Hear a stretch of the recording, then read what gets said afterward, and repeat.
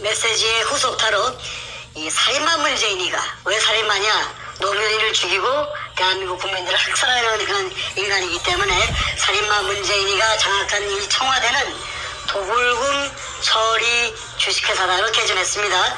마치 청와대가 이 도굴금의 그 작물 처리장인 것 같아요. 작물 처리장, 그죠? 자, 우리 정세 말씀 듣고 제가 사이사이에 좀 질문을 드리거나 또 코멘트를 하거나 하겠습니다. 말씀 들어보겠습니다. 예. 하진 않았는데 살다 보니까 별꼬라지를 다 봅니다. 예, 참 기가 찹니다. 기가 찹니다, 진짜로. 예. 인간이 살아오는 동안에 거짓과 진실은 항상 함께 해왔습니다. 어느 시대라도 거짓과 진실은 항상 공존해 왔죠. 거짓이 힘이 세어서 진실을 죽이려고 해도 그럴수록 진실은 허등허등 죽지 않고 살아난다고 배웠습니다. 책에 그렇게 써져 있습니다.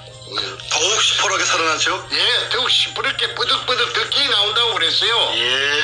오늘은 청와대를 불법 점거하면서 가진 근무술수와 자신의 재상을 감추기에 급급하면서 또 도굴된 금을 팔아먹으려고 돈으로 바꾸려고 온갖 잔대가리를 굴리고 있는 그 문가놈의 민낯을 여과 없이 한번 보도록 하겠습니다. 오늘 이 메시지가 중요한 일을 제가 잠시 한번 코멘트를 넣으면요. 이런 질문들이 많아요. 제가 댓글들 유심히 보는 편인데 이런 질문이 가끔 나옵니다. 뭐냐 하면은 아니 문재인이가 왜 금이랑 연결되어 있는지 증거가 어디 있느냐 그 얘기를 많이 합니다. 왜냐하면 우리 정생님이 금을 발견한 시점이 2002년도 당시에 김대중의 말년이었고 바로 다음에 이제 노무현으로 바뀌는 때였기 때문에 그 당시에 문재인은 대통령도 아니고 왜 문재인이가 여기에 관련됐다고 얘기를 하느냐 하는 어떤 것이 그 질문에 많이 있는데 오늘 바로 문재인이가 이제 김대중 가고 노무현이 죽였고 그러고 나서 문재인이가 얼마나 살인마적인 행위를 했었고 이 금의 장물에 비로소 장물을 뺑뺑이 돌린 인간인지 한번 여실히 드러내는 좋은 메시지가 될 것 같습니다. 자, 말씀 들어보겠습니다. 그 직접적인 증거는 뭐냐면은 제가 2018년 작년 6월 1일부터 지금까지 50여 차례 이상 그 문재인이를 금도굴에 범인이라고 맹 공격을 했습니다. 그러면은 청와대는 뭐 하는 데입니까? 청와대 대변인 김의겸이라는 그 기자 출신의 그 양반 뭐 하고 있습니까? 대통령을 금독을 범죄단에 연루된 자기 오야붕을 죽인 그 살인마라고 또 금독을 전부 운현동 의뢰공장에 우리 선조들의 유골을 물속에 포화된 유골을 제끼고 그것만 쏙 빼간 처먹은 더러운 천인공도할 더러운 인간이라고 범죄자라고 50여 차례 온 세상에다가 애쓰면은 무슨 반응이 있어야 되죠.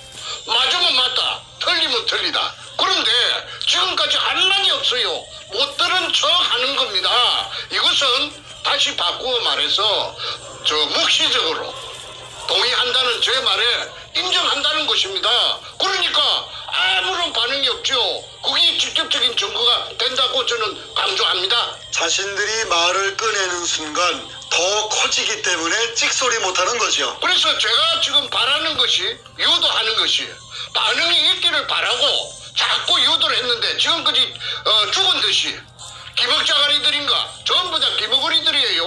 뻣뻣들만 있는 모양이에요. 그래도 그놈들이 머리가 있어가지고 이걸 갖다가 대꾸를 하고 나서는 순간에 바로 뻥튀기가 된다는 것을 잘 아는 모양입니다. 어쨌든 지난 2002년 3월 2일 날 참 꿈속에서도 그리워하던 구멍 하나를 뚫었습니다. 우리 할아버지 땅도 아니고 아버지 땅도 아니기 때문에 10년 세월이 걸렸어요. 문현동 1219-1번지에 직경 60cm로 지하 안반층 16m를 뚫고 땅속에 숨어있던 그 지하 수평물의 천정을 관통하는 개가를 올린 것입니다. 그거는 현대 과학이 발달되어가 있기 때문에 땅속에 16m에 존재하고 있던 그 낯선 구리 하나 MRI 같은 기계에 걸린 것입니다. 그 MRI 기계를 갖고 온 데가 어디냐 하면은 대전에 있는 배재대학이에요. 배재대학 토목공학과에서 미국 하와이에서 그 기계가 들어온 지가 얼마 안 되는 기계를 제가 어떻게 알고서 그 돈을 주고 그 다음에 그 손홍이라는 교수를 갖다가 돈 그 당시 돈 300만 원을 주고 그래가지고 그 찾아낸 것이 그 구멍을 뚫게 된 것이죠.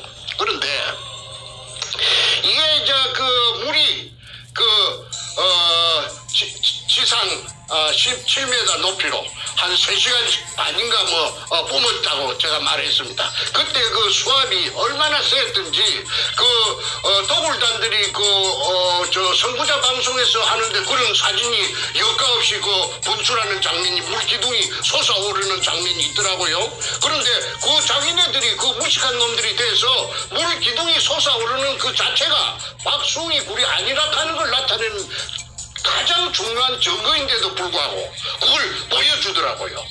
내가 조금 전에 봤습니다. 물기둥이 막 셀이 하늘로 치솟아 오릅니다.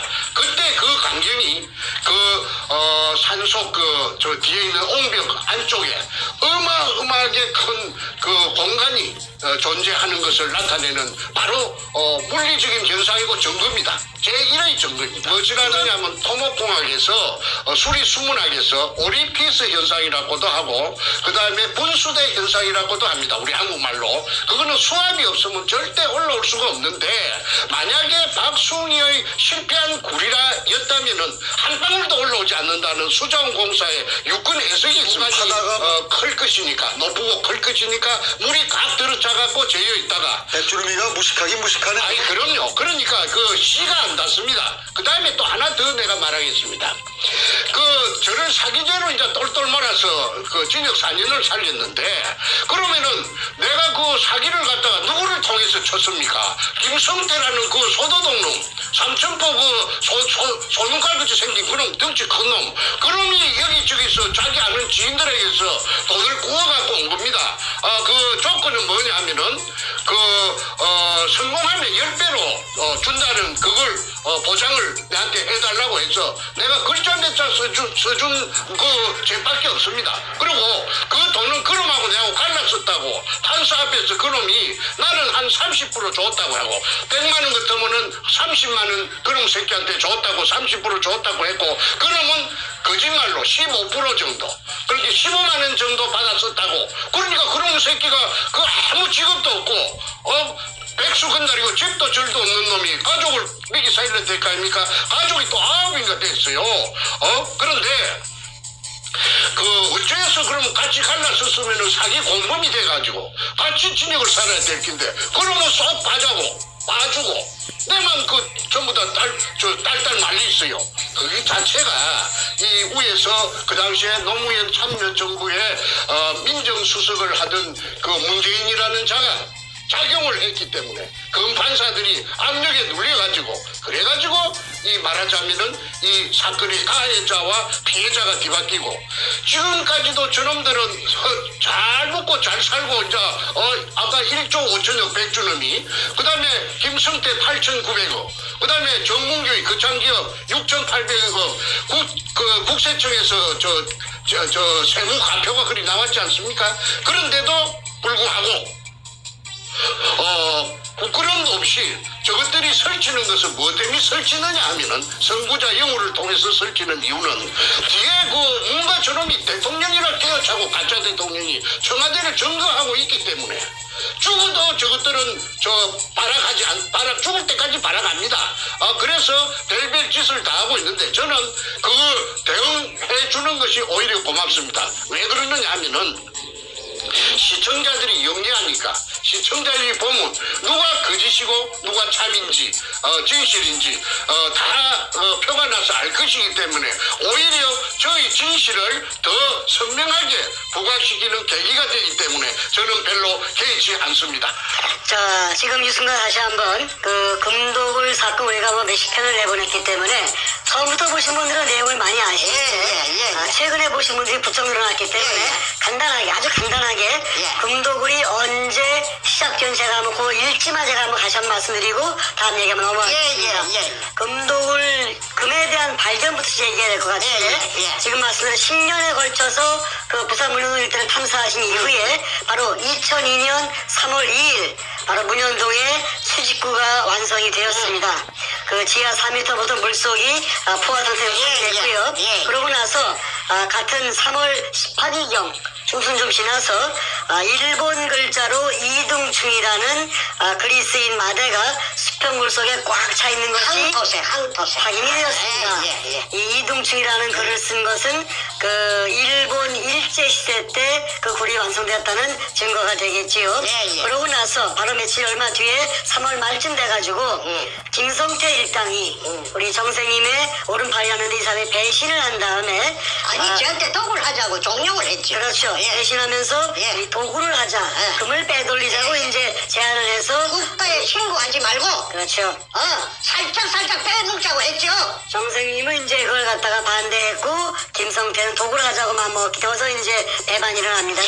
정확하게는 4월 5일날 배신이 일어나는 그걸 제가 인지를 한 것이 4월 5일이 생각이 됩니다. 그러고 나서 4월 중순경에 바로 이 김성태가 정생님이 이제 눈엣 가시가 돼버렸으니 자신은 도구를 하고 싶은데 정생님은 도구를 반대하고 있으니 국가에 세금 내고 정식으로 이걸 우리가 클레임을 하자 얘기했으니 김성태가 당시에 좀 힘이 좋은 나현철이에게 정충대 선생을 죽이라고 살인교사 지시를 합니다. 이런 식으로 이제 숨가쁘게 주거주의가 시작되면서 그리고 그들은 도구를 시작해버립니다. 그래서 제가 한마디만 하겠습니다. 그래서 말하자면은 이 금을 물속에 산더미처럼 져 있는 금을 처먹기 위해서 주체인 저를 제가 찾아낸 제가 주체지요. 그러니까 저를 갖다가 그 백주놈이 등을 끄잡아 이어가지고 저를 갖다가 팽시기로 작정하고 모함을 했습니다. 그 기댄 언덕이 뭐냐면 자기네들 그에게 힘을 실어줄 언덕이 누구느냐면 노무현입니다. 노무현이 정권하고 붙어버린 거예요. 그러면 그 뒤에 배경이 누구느냐면 그 현직 대통령이 뒤에 당선자 시절부터서 뒤에 딱 버티고 있으니까 병풍 역할을 해주니까 아니 뭐 그걸 질 게 있겠습니까? 정충전에 힘도 없고 백도 없고 다 힘이 빠져갖고 지쳐 쓰러질 지경인데 그래가지고 그때서부터 지금까지 처절하고 외로운 그 전쟁을 갖다가 저 혼자 일대 다수 수백 명인지 천명인지 모르는 기라성 같은 놈들을 상대로 해서 외롭게 고군분투해 온 것입니다. 자, 이제 노무현이로 들어가 보겠습니다. 자, 노무현이가 배경이 있다 이렇게 주장하셨는데 실제 그런지 한번 확인해 보겠습니다. 김대중에 이어서 노무현이가 청와대를 장악합니다. 2003년 바로 다음 해인 한 1년쯤 지나서 2003년 3월 9일에 이런 방송이 나왔어요. 뭐냐 하면은 당시에 노무현과 젊은 검사들과의 대화의 장 뭐 이런 방송이 나옵니다. 그 당시에 서울중앙지검의 발령을 받은 신인검사인 김영종이 아주 용감무쌍하게 발언을 합니다. 질문하는데 이런 질문을 했습니다. 노무현에게 대통령에 취임하기 전에 전 부산 동부지청장인 박용석에게 청탁 전화를 하신 적이 있다. 그때 왜 검찰에 전화를 했습니까? 라고 물었습니다.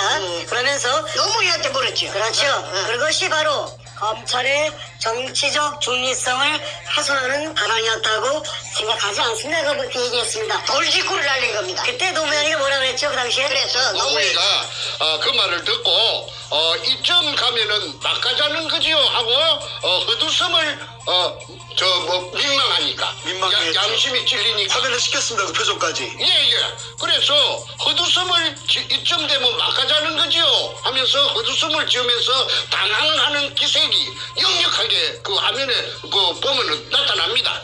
그래서 노무현이 우물쭈물 하면서 변명하기를 청탁 전화가 아니었다. 해운대 지구당에 당원이 사건이 계류돼 있는 모양인데 자기 당원이 해운대 지구당에 자기 당원이 사건에 계류돼 있는 모양인데 위원장인 노무현에게 억울하다고 자꾸 호소하니 혹시 지청에서 검사들이 못 다들은 얘기가 있는 것 같으니까 한번 들어주십시오 하는 취지로서 더듬 우물쭈물하면서 들어주십시오 그뿐이다. 이 이야기가 전부다 하면서 해명을 했습니다. 그거는 그 의식이 똑바로 베낀 보통 사람들이라면은 뭔가 이상하다. 어째 대통령 그 당시에 그 취임하기 전이니까 당선자 신분으로서 시청장한테 직접 전화를 걸어가지고 자기 당원이 억울한 것이 못 다들은 것이 한번 더 들어봐 주시오 하는데 그 말하는 것이 우물쭈물하니까 뭔가를 숨긴 듯한 그런 걸 눈치챌 수가 있지요. 그때 그 화면을 갖다가 재생해서 보시면은 제 말을 갖다가 인정하실 것입니다. 그런데 저도 그 장면을 보고 저거 좀 이상한데 내가 노무현을 알기 때문에 내가 노무현을 3번 만나가지고 금도굴에 대해서 문현동에 대해서 금도굴이 아니고 문현동 보물건에 대해서 서로가 그 얘기를 했던 그런 상황이 앞전에 다 그 얘기를 장황하게 했기 때문에 오늘은 그 생략합니다. 좀 이상한데 그런데 내가 그 이후에 수사를 해달라고 진정서를 이어가지고 서경석이라는 그 종교관계 그 목사 그게 이제 검찰에 작용해가지고 사건을 해결하도록 해주겠다고 해서 제가 진정을 해가지고 그래가지고 이제 동부지청에 그 수사가 시작되었습니다. 그 오청 특수부에서 서범중이라는 애송이 그 당시에 고대 법대 나오고 대구 놈이 있는데 뚱보가 있었어요. 그게 이제 수사를 하는데 이런 개판으로 하는 거예요. 이거 내 말은 인정하지 않고 자꾸 말이지 도굴단을 비호하고 말이지 사건을 비비 꼬기 시작하더라고. 6달 동안. 그런데 한 번은 수사를 받다가 화장실에 갔습니다. 이 화장실에 가서 정면을 보면서 이거 참 뭔가가 이거 뒤에서 어떤 놈이 조정하는 것 같은데 검사 새끼가 내 말을 전혀 안 들으니까 서범주의라 하는 그 대구 자식 그 자식이 안 들으니까 이거 내가 동쪽이라 하면 그 새끼는 항상 서쪽이라고 그래요. 그래서 이거 참 난감하다 싶어서 있는데 옆에서 같이 오줌 누던 누군가가 내 옆구리를 푹 찌르면서 아는 체 합디다. 그래서 히트 보니까 내보다 키가 작은데 아무개가 또 내 아는 진주에서 알던 후배예요. 그 진주지청에 그 무전사로 있었는데 무전사. 원래는 그 친구가 그 배를 타든 원양어선을 타든 그 무술사인데 검찰에 취직이 돼가지고 말하자면 통신을 담당하는 그런 직책이었는데 진주 검찰청에 있다가 이게 웬일이고 한 게 내 이 회사로 정근 온 지가 한 1년 안 됩니까? 형님은 여기 웬일입니까? 해서 내가 그 문현동 금도굴에 대해서 내가 이야기를 했다. 아이 그 애가 하들짝 놀라면서 하는 말이 아이고 형님이 주인공입니까?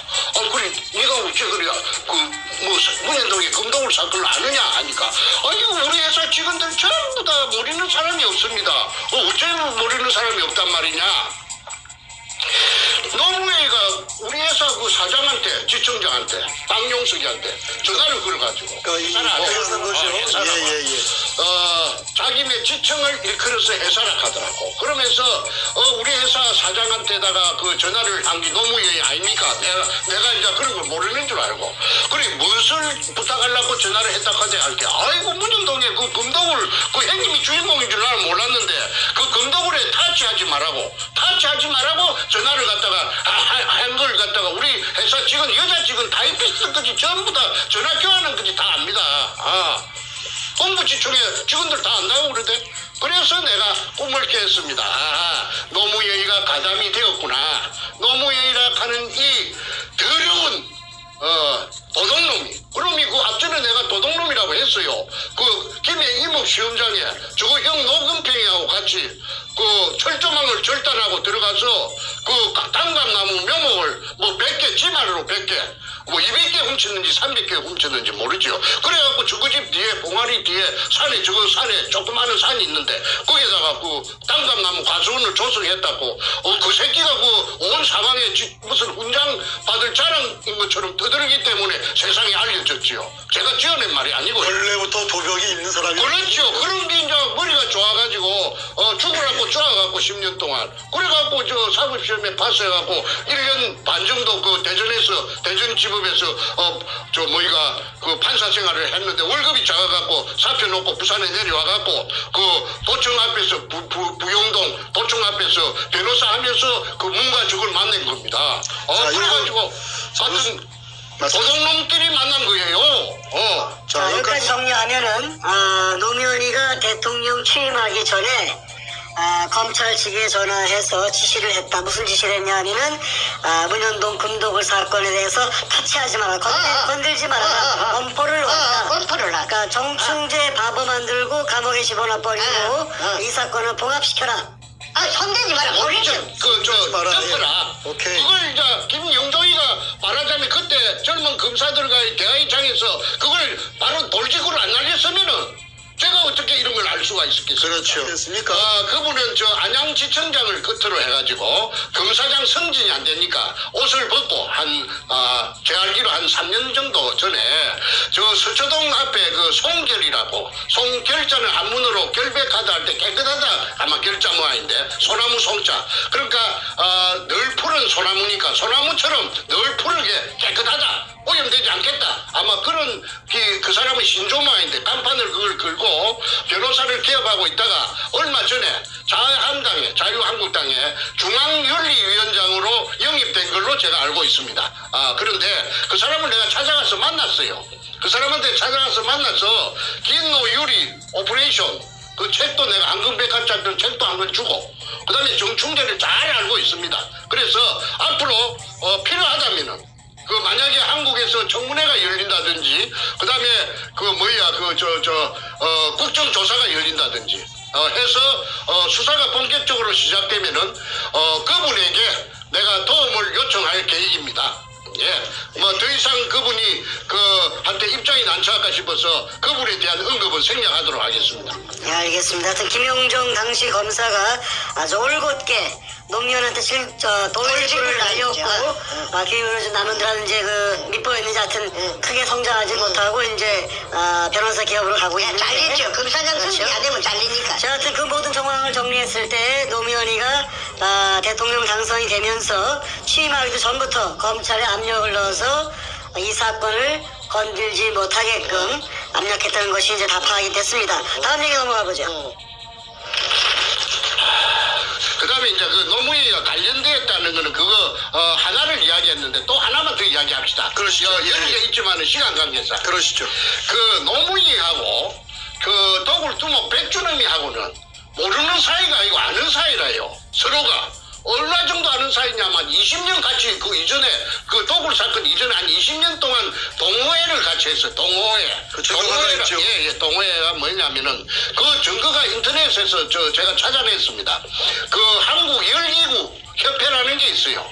그 풍선에다가 속구리를 달고 그 불로 피해갖고 날아가는 게 있는데 열기구 협회라는데 그게 노무현이가 그 25년인가 20년 되고 그 다음에 회장이 누구느냐면 그 백준음이가 회장이에요. 그래서 저 태평양을 건너가는 그 이벤트를 2001년도에 할 적에 저 백준음이가 총괄본부장이고 그 노무현이가 추진본부장입니다.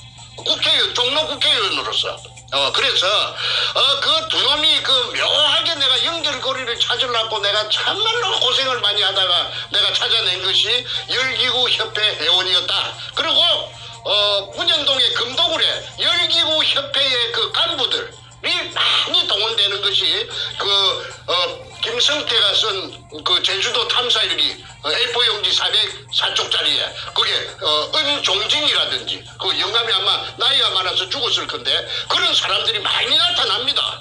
그래서 이거는 한국 땅덩어리 생기고 유사일에 처음 있는 일이라 금이 산더미같이 도심의 그 한복판에서 땅 밑에서 나타났다고 하니까 누가 믿을 사람이 있겠습니까? 그러니까 사람들이 믿지 않는 그걸 금이 나왔다는 걸 안 믿는 그것이 오늘날 저를 17년 동안 죽도록 고생시킨 그 원인입니다. 예, 그래서 앞전에 한 번이라도 이와 유사한 사건이 있었다면은 제가 그렇게 고생 안 했죠. 벌써 해결됐죠. 그리고 일망타진되고 한국에는 큰 도움이 되고 부산시에도 큰 도움이 되었을 겁니다. 왜냐하면은 그 도굴 금이 나온 그 6월이 제에 있는 의뢰공장 그 실체가 1공장부터서 5공장까지 있는데 그 도면이 그 백준음이 가방 속에서 제가 입수해 갖고 안 있습니까? 그게 범내에 보면 범내에 보면은 한 부분이 끝에서 끝까지 4km입니다. 그러면은 그 도면 그 자체를 전부 다 그 4km라 하는 걸 대입을 하면은 한 15km, 20km가 동서남북으로 된다는 결론입니다. 그러면은 부산시 남구 지하에는 그 용호동까지 수산대학 용호동 용당 캠퍼스 있는 그런 쪽까지 UMO지 근처하고 그지 지하 왕국이 존재한다는 겁니다. 지하에. 그러니까 그것이 실체적인 그 자기 모습을 드러내면은 그 어마어마한 관광지가 될 수가 있죠. 부산시의 관광 자원이 부족합니다. 특히나 바다니까 한국에서 제일 큰 항구 도시니까 그 부산시에서 그 의뢰공장하고 지하 의뢰공장하고 그 다음에 바다하고 연계한 관광 상품을 만들어낸다면 아마 세계적인 관광 명소가 돼가지고 황금알을 낳는 거위가 돼서 부산시 재정에 엄청난 이득을 갖고 올 것이라고 제가 확신합니다.